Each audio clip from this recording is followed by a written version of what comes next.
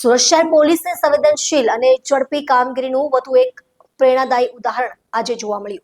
તેરા તુજકો અર્પણ કાર્યક્રમ અંતર્ગત અડાજણ વિસ્તારમાં થયેલી ગરફોડ ચોરીમાં ગુમ થયેલ ₹39,50,000 અડાજણ પોલીસે સફળતાપૂર્વક રિકવર કરી મૂળ ફરિયાદીને પરત સોંપ્યા હતા। આ પ્રસંગે ઝોન 5ના નાયબ પોલીસ કમિશનર લખદેવસિંહ ઝાલાના વરદ હસ્તે ફરિયાદીને રકમ પરત આપવામાં આવી હતી। પોતાના જીવનભરની મહેનતની કમાણી પરત મળતા ફરિયાદીની આંખોમાં ખુશીના આંસુ છલકાઈ ઉઠ્યા। ફરિયાદીએ સુરત શહેર પોલીસનો હૃદયપૂર્વક આભાર વ્યક્ત કરતા જણાવ્યું કે પોલીસની તાત્કાલિક કાર્યવાહી, સતત તપાસ અને નિષ્ઠાના કારણે ગુમાવેલી આશા ફરી જીવંત બની છે।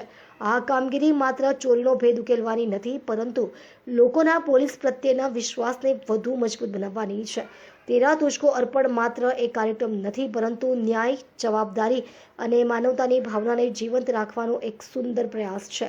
સુરત શહેર પોલીસની આ પ્રશંસનીય કામગીરીએ ફરી એકવાર સાબિત કર્યું છે કે લોકોની સુરક્ષા અને વિશ્વાસ જ તેમની સૌથી મોટી જવાબદારી છે।